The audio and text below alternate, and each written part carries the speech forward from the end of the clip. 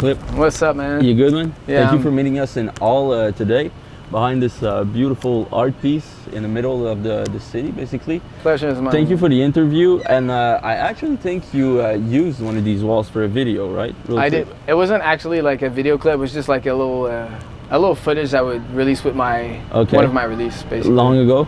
Yeah, maybe like 2 months ago, maybe. Oh, Not okay, so it wasn't ago. that long. Yeah, I was wondering, like I saw one of the walls. Well, he mentioned it, my cameraman, basically. Yeah. He mentioned it earlier, but yeah, thanks for meeting us here. And we just want to start with a quick introduction. Basically, yeah, for sure. Just give us your name, where are you from, what's your age, what do you do? Yeah. Introduce yourself real quick. Right, so my full name is Simon Balan, music name Mindflip, aka Mindflip. I was born in Nova Scotia, in Halifax. But really? But I left there when I was like 1 year old. Okay. So I basically grew up in Gatineau. Oh, okay. Yeah, straight from Halifax to Gatineau. Yeah, but I've learned French first, so first language is Did you French. ever go back to Halifax? I went once because I left when I was 1 year old, so it's not like. How old did you go back? I think it was maybe like 11, and I went for like 3 days with my parents. Okay. How is it?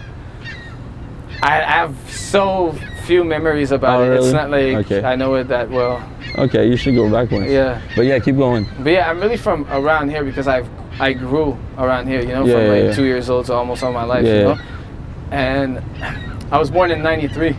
So I'm in '93, baby. '93 till infinity. Yeah, damn. So that's why I love hip hop. You know yeah.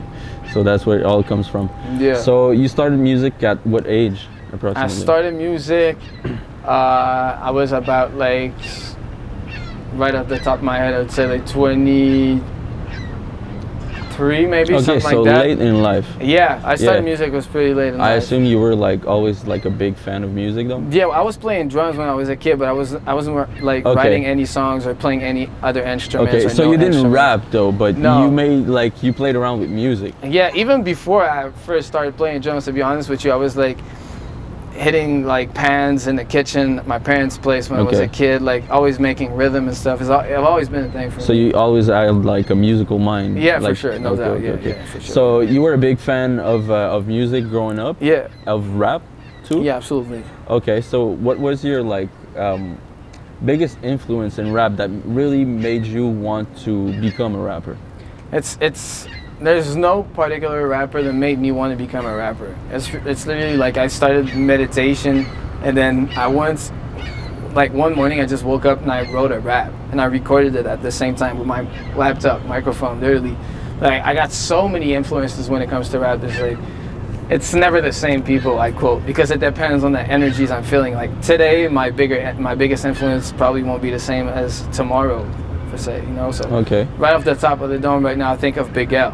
I love Big L. So Big L is like one of my main rap. And was he as you were growing up? No, I think I started listening to Big L. It was like 19 years old, 20 maybe.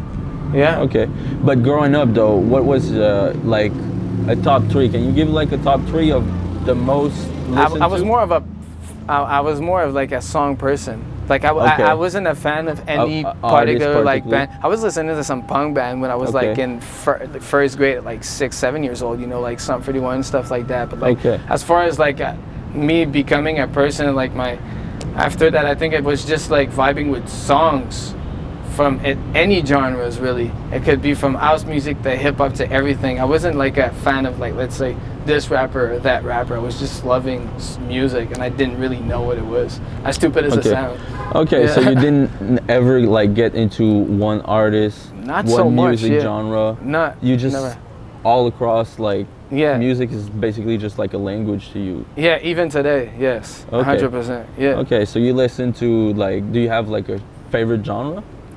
Not even. Not even. It depends on the mood. It depends on the day. Okay, so maybe that's why your style is so like different, and it could explain it. Why? Yeah, it makes sense. You never got attached to a single sound or a single artist or one influence, maybe. Yeah, true. Well, I know what my fan base love, so I kind of like figured out what they love to hear from me.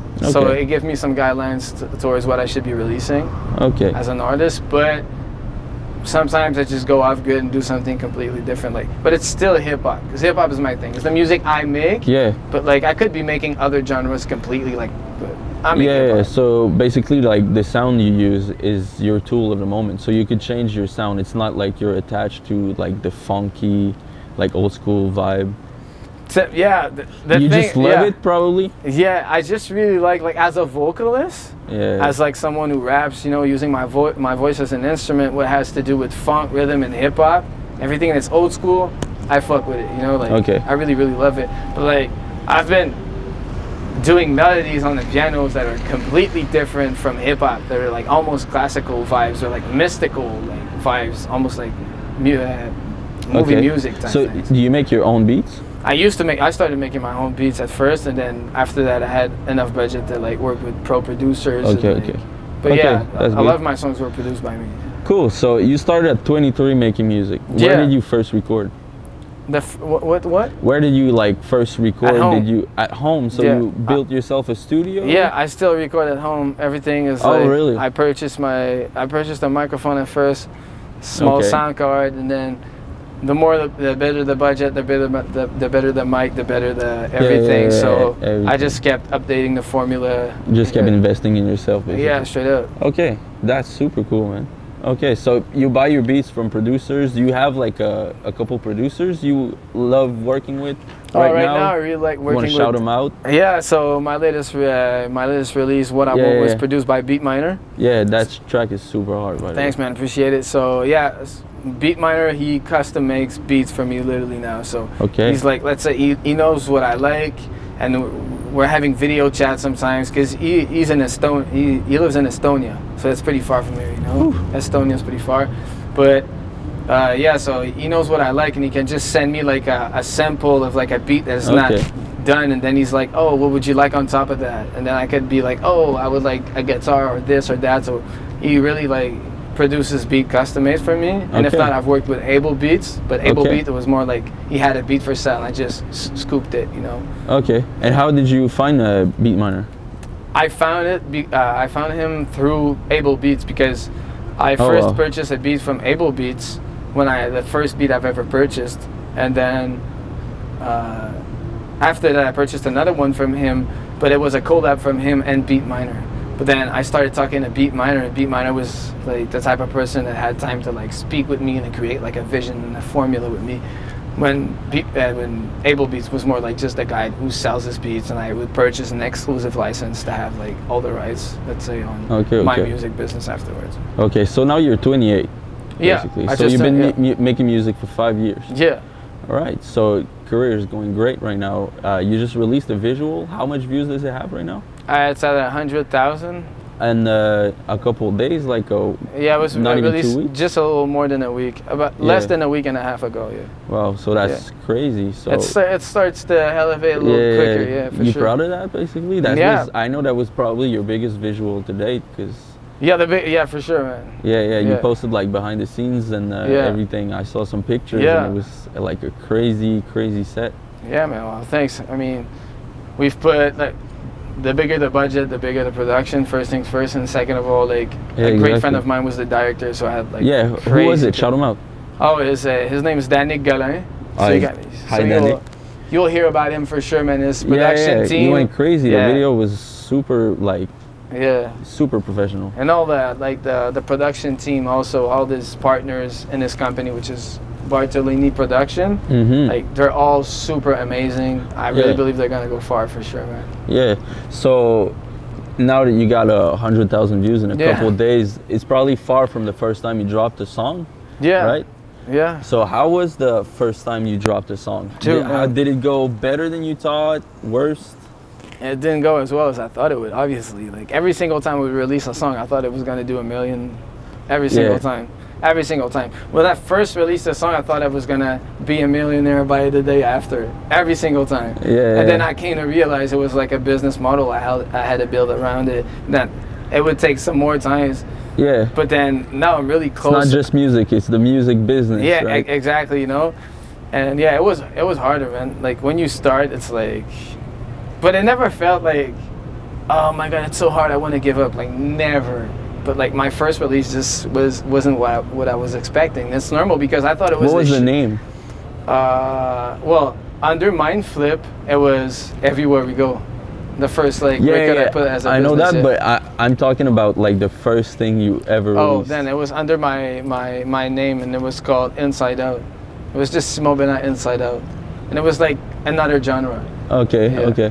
But like, cause what do you mean by other genre? It was like I was playing guitar and singing and shit. Okay, okay, really. But like I did some rap songs back then, like way before that, when I was like 20 years old. But it wasn't like anything I would want to do like a career in music or anything about that. It was just me recording with my laptop, like freestyling over a beat because I woke up in the morning and I wanted to do something and I showed it to some friends. So it wasn't like a release. So I could never. So that's why for me it wouldn't be like the right thing to explain you how it was the first time I dropped music because I didn't drop it. You know? Okay, so you didn't drop it, but okay. My point was more like the first time you recorded something or tried to actually record something to make it, you know, listenable, actually make like a track. Yeah, it was called Inside Out, and it wasn't rap. So that was just, it wasn't rap. It was more singing. Yeah, the first time it was like. That's crazy. Yeah. Okay, was it any good? Yeah, it wasn't bad. It wasn't bad, but it's just like the thing is like I was rapping as like a joke with my friends, like nothing's too serious since about 20 since I was 20 years old, you know? Okay. And then were you nice? Like did your friends like my friends were like, bro, you're fucking amazing and shit. Okay, but like at the same time I was like, no, I'm not, you know? And then and even today they're like, yeah, dude, you were still good, but you just weren't that good. I was like, no, bro, that shit sucked. It wasn't good. But like anyways. I get you. Yeah. That's a crazy story. So they were actually telling you to go on with this. Yeah, always. And then I was like, I was about to go and study economics at university in Montreal. And then after I came back from a trip in the West, and then I started singing during that trip in the West. So I started like, I was freestyling around the fire like I was always with friends and stuff. I was the guy that just freestyles at party type thing. But I wasn't like doing like a rapper posting stuff and shit, you know? Okay. And then in the West I started singing because my friends had guitar around the fire. So people knew you from the guy that was just like... Yeah, in my just squad. Nice with it. Yeah, exactly. And then I was like, maybe I could start singing, you know? Because I was playing with a guitar around the fire when my friends was playing guitar and stuff like that. And then that's when I started making beats. I started making rap beats. I started making like pop beats. Started making house beats when I was at... Did you ever see yourself as a rapper though? I never decided I was gonna be a rapper. I just like did what I felt like doing, so and people were like, "Yeah, dude, like it's fucking like I bummed that shit in my car." Like, and I was like, so your position on music basically is you're more like of an artist than a rapper. Yeah, so most definitely. Yeah. In the future, you could like if you get super nice with singing, you put out. But I don't practice my singing anymore. You know, the thing I love about singing is that it helps me. Would you do like R&B? Nah. Not even? No. As far as using my vocals, it's always gonna be like, I still sing in my rap song. You just don't really hear it as singing. But like I put notes on my hooks and stuff. Yeah, for sure. I'm talking about like really trying to make like not rap music. Like another genre. Yeah, another genre. Yeah, for sure, but not with my voice. Not with my voice. No? Okay. Not maybe just as like a co-producer of like some ideas or like. Maybe in the future, man. Maybe one day. Yeah, for sure, man. Like I definitely want to jam with like DJs R&B and stuff. Now it doesn't need you to put like super great vocals on. But it's not my thing. No, it's not your thing. That's the thing. That's the reason why I make hip hop right now. Because it's the. You fuck with it. I fuck with every type of music, but hip hop is the thing that moves me the most, like by far. And it's like more. It's just way easier for me to express myself. Like I was trying to make some singing song and I was like, man, that shit hard. And then when I first dropped a rap song, after that it was Everywhere We Go, and then it freaking got like millions of views. So I was like, yo, all my friends were like, dude, why don't you rap? Rap is your shit. And I was like, yeah, I know. Rap is, it's like way easier for me. But I was like thinking about the business side too much because like I said, I was going to study economics in the university, so I wasn't following the passion enough, you know? I was trying to get the money, and that's why I wasn't getting no money. But then when I started following the hip-hop passion, that's when the money came. Okay, so that's crazy. All right. So I was talking about your music. I was researching a little about you basically, and I was on your page, and I noticed I couldn't ever find a project you dropped. So you only drop single ever? Strictly. Yeah. Okay. I'm so not a really. Is there explain your way of thinking behind that? Because I'm still on the come up, you know, like I'm not well established yet. I'm just starting to get millions of streams on a couple of songs now. Yeah. You know? A lot of people though use projects to build themselves up. Yeah, it never really works unless they got like a major label budget behind them though. And I'm an independent artist, and especially these days. I'm in the same opinion as you, because these days it's just not it, unless you're like, you know, you're just known for making amazing albums and your fans want that from you, like a whole album, like a Kendrick Lamar. You're not really looking for a single with him. His fans just want a full album. Yeah, because he's already super famous. Yes, that, but his albums are literally concept albums, you know, so first track to the last one is a whole concept, there's a whole story through him, and like it's a whole, you know, a real project, you know. So he's a album artist, but most people are not, you know, they're not making a whole project. They're just making compilations. And to be honest with you, like I never been a fan, like a lot of people are super fan of like an album like that concept. For me, I've always been a song person. Yeah, know? So you just never really like I didn't even realize that. Like you told me about the Kendrick Lamar album, like Kendrick Lamar never album. Listened I never really realized to a that full length project. I've never came across an album in hip hop that I've been able to listen from beginning to end without skipping a song. Really? Never. I'm like, if it doesn't give me the wow, oh shit, I'm not saving it. I'm not gonna listen to it. I'm just like, my mind is like, I want the candy right now. Always. Okay. So that's kind of like why right now I think when it's gonna be time for me to make an album, I'll have to like have bangers. The whole album will have to be a banger. But I'll need some smoother bangers. Yeah. Everything is gonna have to be fire. Like. But you don't need a real album these days. You can just drop like EPs. Just you know, most albums anyway are just compilations now. Yeah, people put like 14 songs, and it's not like they're related anyway. They're just songs, 100%. And that's what makes the album like you know, not bad, but you know, it's not that great just because you have fillers in there. You know, you just have 2-3 songs that you're just like, this could just go away. Yeah, exactly. You don't need fillers. Yeah. You know, so like 12-song album, if it was like 6 or 7 tracks, it would be great. But if it's 12, it's okay. Yeah, you know? And I totally agree with you. It's like there's no albums like projects anymore. When it's an album, it's just random songs on an album, and there's but that's fillers. because of streaming and everything. Yeah, I know. People will put their like 3-year-old hit on their new album now just to boost the streaming numbers. 100%. So that's just a weird game. I think Logic just released an album with some songs that been released like 10 years ago. Almost. Maybe not 10 years, but at least 7 years ago. Really? He just released like an album on Spotify. You can see it to an album, and it's all his old song recouped in an album, and now it gets released as kind of like new album. It's a compilation basically. It's like a playlist. Yeah, it's dope, but it's like a playlist. Now you can sell a playlist. Yeah, straight up. Yeah. That's what I'm saying. Like you don't need an album now. You can just literally make your whole career just putting like EPs together, just like 4 tracks, 4 bangers that you put in, like the favorite you got out of recording fucking 200 songs. That's true. And you choose the best 4 out of all of it. You put an EP out, and that's what music is today. Yeah. You used to have to put like 20 songs on one album, and people would record a full year for that album, then work on another year. People, like artists, used to be gone for like 3 years. Yeah, now you can't do that because the world evolves too fast.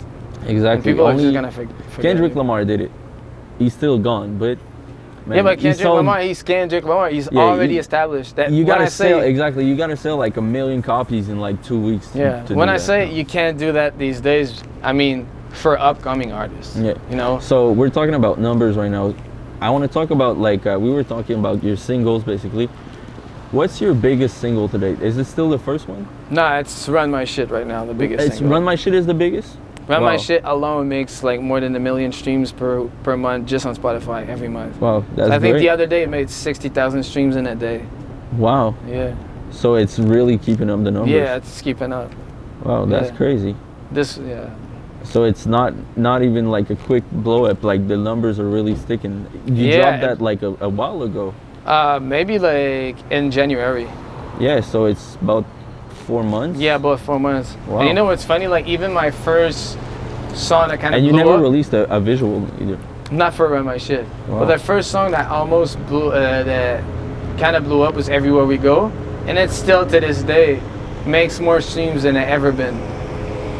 Really? Yeah, today it makes more streams than it was 2 years ago. So basically your new music is bringing attention to your my old music on top of bringing more attention. Which is usually how it goes if the old music is good. Exactly. Yeah. That's why you need to take time to make some good music, or you will fall. I heard Russ, about Russ? Yeah. I heard him talk about that because he dropped a lot of music before blowing up, and he was saying like it was a gift in disguise, because once he actually was going up, he had so much back catalog that all the people that really found like his music good because of the new song release could go back so many songs to listen to. Exactly. Now they got 2 projects in the where they add like 6-7 songs from another project, and they all get streamings like that, and that's money at the end of the day. Especially if you're independent, the more music you got, the better it is. If your music's dope, because like you said it, man, they discover your old catalog and they just. Talking about independent, are you still independent? Yeah, I'm still independent. I got a distribution deal. Yeah, I saw that. So with who? Say it. It's Believe Music. Believe Music. Yeah, so there's a lot of labels that are independent, like outside of the major. So independent labels that use Believe as their distributor for their label. So if you look at on the Quebec side, let's say Septième Ciel or Joyride Wicker, they use Believe distribution as a distribution for their label. Okay, so you went directly with them. Yeah. Okay. Yeah. So why did you sign with them? What was your idea behind that move? And all right, so basically, when they approached me, I was starting to get more attention to my music, like a couple millions of streams and stuff, but I was making maybe 150,000 streams per month, maybe a little more. Okay. Anyways, not close to what's now, right? Yeah, and now you're about, I think you reached like 500K on monthly Spotify listeners. So that's monthly listeners on Spotify. So that's more than 2 million streams a month, Spotify alone, right? So the freaking so they approached me and they were like, yo, we could distribute your music, pitch it for playlists and stuff like that. We take 20%, we leave you your masters. So I still own my music. They just like lease it for a 2-year deal. So everything that was gonna release with them for the next 2 years, excluding my previous catalog, So it was excluding all my previous songs. Would be pitched to playlists, and they would take 20% out of those songs, but not the other ones. And after that deal is done, I could either renegotiate for a new rate, or you get back your, or I could get them back. So it's crazy because I know it was just what I needed at this moment to get my new songs discovered, to make them blow up, my older catalog a bit more. And then after the deal was done, either I negotiate with them and get a lower rate, either I could decide to sign with someone else, which I don't think I'm gonna do, or I could just stay independent and like own the percentage on those songs and make them songs blow up with the newer songs, and just like it never ends, right? Yeah, for sure. You gotta have a plan, right? Yeah. Exactly. So how is it going this far? I'm surfing on a dream, bro. I'm literally like that's the thought I had like maybe 2 hours ago on my bike. I'm in love with life, bro. I'm in love with life. It's crazy, man. Okay. Yeah. So talk about real quick, like the future of your career. You just talked about it real quick. Like, what's basically your plan with signing and everything? Yeah. But and you touched on it with the music you want to make, like saying that you're not particularly like focused on one genre.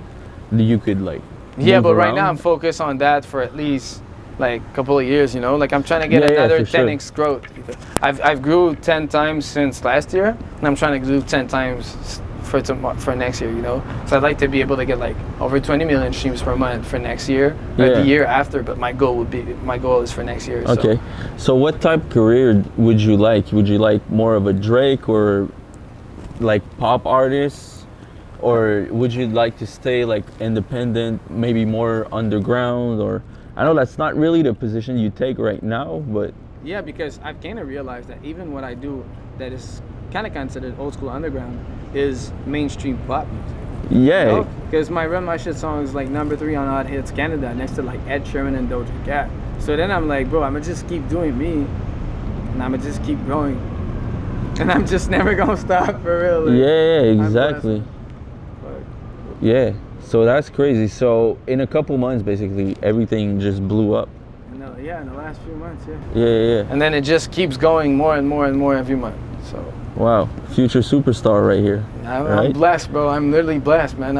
It's the internet loves my stuff. The fan loves my stuff. Like I'm just happy to be able to like share a piece of it. Yeah, well, you put like a lot of effort into it. Clearly, for sure, your man. lyrics are super good. Your beat selection is super. Like it's there's nothing else that matches it in Appreciate it, man. Ottawa. Thanks, there's nothing else like it. You got your own sound, great lyrics. It's just such a vibe. You probably it's just like a pool party vibe. Like every time. Straight up, man. I feel you, man. Exactly. Yeah, I love pool parties. Yeah. So right now is the summer too, so that's probably why everything is blowing up even more. Maybe it makes sense because I got into a few like summer playlists, like summer hits, summer breakthrough. Yeah, exactly. A couple playlists. Yeah. So do you have any more plans for the summer you can reveal? Yeah, I'm gonna release another song in August for sure, but it's gonna be more like old school, super old school with scratch, like almost really? like a DJ Premier type vibe. Okay. And then after that, like I'm working on like 3 different song projects, and I don't know which one it's gonna be exactly. I work by impulse and energies. Like when I work on something, it has to make me go like, whoa, shit. Well, that's how life works sometimes, right? If it's crazy, we release it. So yeah. So more music for sure coming, and then so you got 3 tracks lined up for right now. Yeah, I'm working on 3 different songs for sure, and then there's one that I'm recording at the moment. The other ones I'm working on beats, ideas, and stuff like that. Okay. The goal is to release about a song every month or every 2 months because for the whole summer. Yeah, but maybe every 2 months because I'm gonna release my merchandise. Oh, so really? I'm gonna so start that's my merch coming this summer for sure. Yeah. Wow. It's gonna be simple at first, but man, the fans been asking for it, and I gotta be able to give a little something, you know. A little something, yeah. So what's coming for the merchandise? Some shirts, hoodies? Yeah, it's probably just gonna be like shirts and like crew necks at first, and maybe hoodies depending on how it goes. So I'm waiting. I'm still trying to figure it out. Yeah, I'm supposed to get in a meeting in like the next weeks with like a friend of mine. We're gonna like do the designs for it. All right. And then I've already contacted like shops where I could production company could produce. All right, so that's in the works. Yeah, but it's pretty easy to do. It's not like a big thing, you know. Like you get crazy, some shirts, but you gotta do it right still, you know. Yeah, of course I'm gonna do it right. Yeah, for sure. Yeah. So next track in August. Yeah. Do you have a name for that track?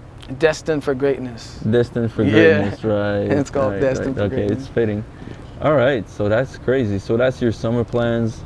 That's everything. I think we talked about everything. I just wanted to, in the end, basically, I wanted to end with a quick little message for, an artist that would be watching this, maybe younger, someone that's trying to start music. Yeah. Looking for some inspiration, just some advice, how to start, I know you kind of gave your story on how you started.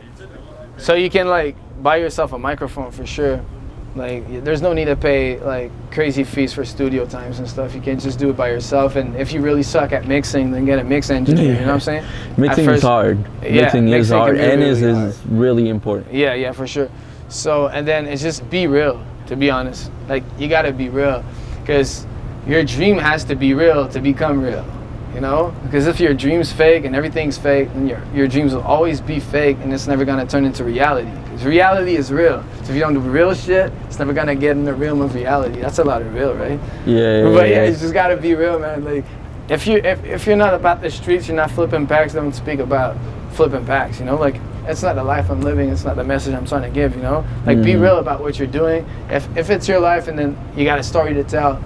don't be afraid to say it, man. Just do you. Like, be real. It's all be about honest. Being real. Sometimes it's super hard to be like, you know, get into your actual life stories. Yeah. But it could be therapeutic even. For sure, man. But, you know, I think a lot of people struggle with that. That's why you get like some of that music that just sounds all the same from everywhere. And, you know, talking about like street stuff is always the easiest way for everyone to, you know, get on the mic and everything. But if it's real, you know, like a lot of people are living the street life in Ottawa, and if they want to speak about their life, like I totally understand that. There's like it's like hip hop is about like creating a vision and starting nothing then to something, and just like speaking about your life and what you do, you know. So obviously, but as long as it's real. Yeah, as long as it doesn't become like a shortcut to making your music, you know. You gotta put thought into it and just really work it out, right? Well, a lot of artists don't have any thoughts into their music, and they still like have like great rap careers. I wouldn't call them great careers, but they surely can have some moments. Great moments. I like the way you put it. I like your advice though. That was great advice. So just thank you for that, and thank you for the interview, man. Pleasure was mine, man. Thank you. Peace out. That's it.